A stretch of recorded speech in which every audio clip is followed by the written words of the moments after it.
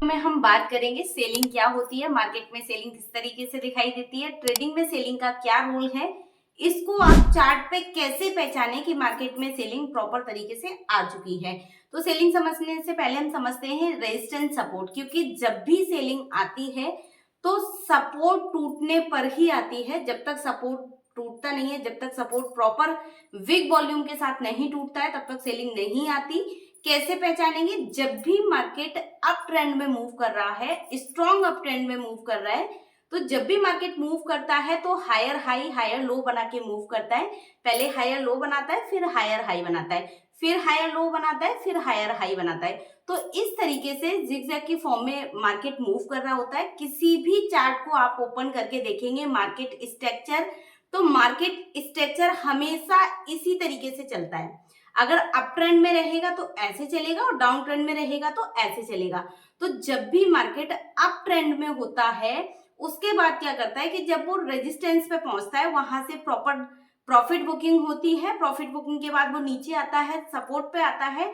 Support पे वो वहां से भी ब्रेक कर देता है, यानी मार्केट में हायर हाई को ब्रेक ना करके वो हायर लो को तोड़ देता है और सपोर्ट को तोड़ देता है, तो मार्केट में सेलिंग आती है। हमेशा याद रखें कि सेलिंग हमेशा फास्ट आती है। जब भी कोई ट्रेडर मार्केट में सेलिंग शॉर्ट सेल करता है या डाउन ट्रेंड की ट्रेड लेता है, तो वो कई सारे इंडिकेटर देखता है, कई सारी चीजें कंफर्म करते हैं, जिसमें सबसे ज्यादा जरूरी है आपका आरएसआई डाइवर्जन। जब भी मार्केट अप ट्रेंड में मूव कर रहा है और आरएसआई डाउन ट्रेंड है, आरएसआई सपोर्टेबल नहीं है, तो मार्केट में जो डाउन ट्रेंड है वो बहुत टाइम तक कंटिन्यू नहीं रह सकता। वहां पे प्रॉफिट बुकिंग हो सकती है, सेलिंग नहीं हो सकती।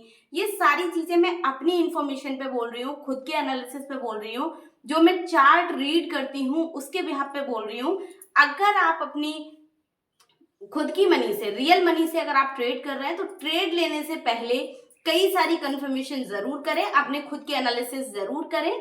बिना एनालिसिस के आप ट्रेड में एंट्री ना करें, नहीं तो आपको अनएक्सपेक्टेड लॉस का सामना करना पड़ सकता है। क्योंकि बहुत सारे ट्रेडर हैं जो बिगिनर ट्रेडर हैं, वो अक्सर ये गलती करते हैं कि जब भी वो किसी भी ट्रेड को शॉर्ट करते हैं, वहीं पर बिग प्लेयर उसको लॉन्ग कर देता है, और जहां पे वो लॉन्ग करते हैं वहां पे भी बिग प्लेयर शॉर्ट कर देते हैं। तो इससे क्या होता है, एक बिगनर ट्रेडर की साइकोलॉजी पे इफेक्ट होता है, उसकी साइकोलॉजी खराब होती है। वो हमेशा बोलता है कि मेरा स्टॉप लॉस तक तो पहुंचता ही नहीं, उससे पहले ही वो कॉल को कट कर देता है, क्योंकि उसको हड़बड़ी बहुत ज्यादा होती है, लालच, डर, ये सारी चीजें। कई कई बार तो वो ओवर ट्रेडिंग कर देता है, इमोशनल ट्रेडिंग करता है। लेकिन ट्रेडिंग में इन सब की कोई जगह नहीं है, ये प्रोफेशनल बिजनेस है।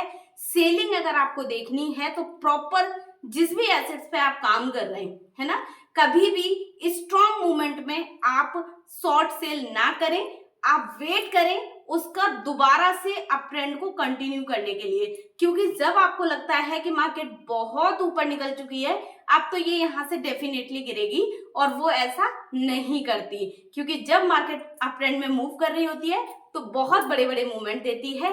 तो इसको आप जरूर देखें, और इस वीडियोस की कंप्लीट इंफॉर्मेशन के लिए दिए हुए लिंक पे क्लिक करें। ऐसी ही इंफॉर्मेटिव वीडियो के लिए यूट्यूब चैनल को सब्सक्राइब करना ना भूलें।